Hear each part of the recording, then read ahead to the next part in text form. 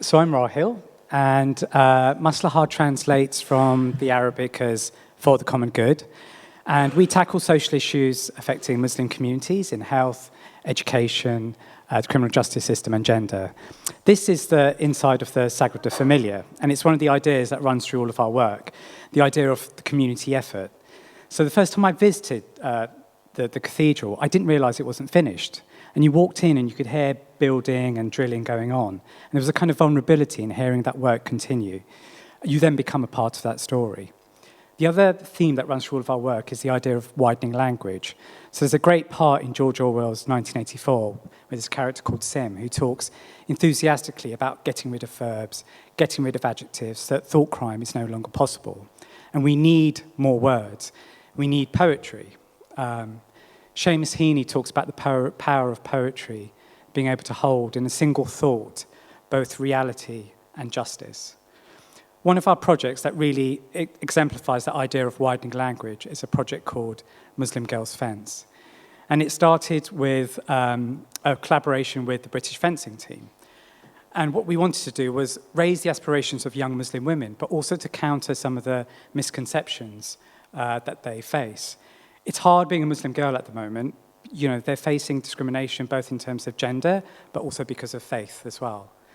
And what we did is we ran the fencing workshops, but we also ran workshops around identity, how they saw themselves and how they thought others saw them. And it was heartbreaking to hear some of the stories of young girls who only thought 13, who were saying things like, you know, people see us as terrorists or radicals or perhaps being oppressed. And we wanted to capture that process and created the photography exhibition, so some of the photos you've just seen. That was on at the South Bank Centre as part of Women of the World Festival. And it's a project that's gone from very locally rooted in East London to suddenly going international. And you'll hear some of the thoughts of the girls in a minute. I knew that it was an upper class kind of sport. I thought that white men did fencing and not girls. Everyone sees me as a Muslim, so it's like a feeling I'll always have. You're going to have to accept you might get bullied, you might get... You're not allowed to do this because you're a Muslim, or you can't do this because you have a headscarf. It's not right to say that to Muslims because we are all the same. But being a Muslim has helped me keep strong throughout all those comments. It's like you're part of a big family and you've got something to always believe in.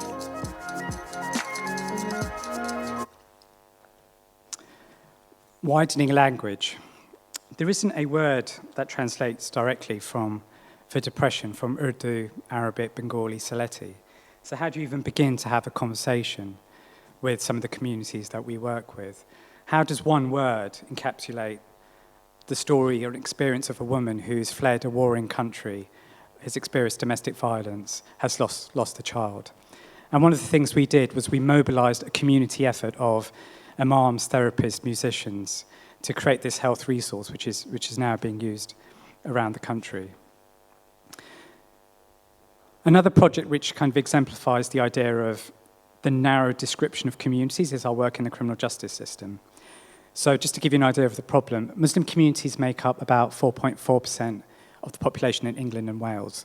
But in prisons, they make up 13.4%, and in young offender institutes, they make up about 23%. And as well as the discrimination that these young men face within the system, they also wanted to change the way that they were seen in public. So we took them to the National Gallery, and they picked this painting by Joseph Wright of Derby called The Experiment. You can see a bird in a vacuum there. And they felt that they were an experiment, constantly being looked at and researched. And we recreated it into this, which hung in a gallery in East London. They had never been to the National Gallery before, but it's their gallery. And it's a way of creating another story to influence the public imagination. And this idea of narrow descriptions isn't new. It's been going on for a while. And I think we're just going to hear something from James. We have invented the nigger. I didn't invent him. White people invented him. I've always known, I had to know by the time I was 17 years old. What you were describing was not me, and what you were afraid of was not me. It had to be something else. You had invented it, so it had to be something you were afraid of, and you invested me with. We also wanted to show the young men that we were working with is that they're working in a long tradition. So these are suffragettes who are also using the arts to influence the public imagination and break through some of those narrow stereotypes. Has it always been like this conflict between different cultures? Well, yes and no. So this is a project that we did with the British Council called the Book of Travels, and we used a 17th century Ottoman traveller called Evliya Çelebi to explore the exchange of ideas between the Ottomans and Europeans, in medicine, architecture, storytelling, and trade. We showed that some of these ideas are bound within physical borders. There's a lovely quote from Hilary Mantel who says, "Cartography can be a lie. All those straight borders, they're just lies. But borders can wrap around knowledge and authority and culture as well. So how do we teach our young children to be able to cross those borders like Evliya Çelebi did?"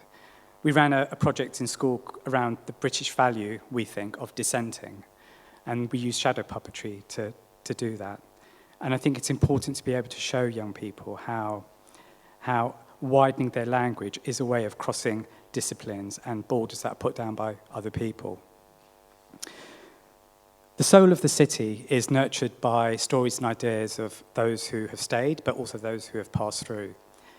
And sometimes those ideas can become so strong that buildings can't hold them.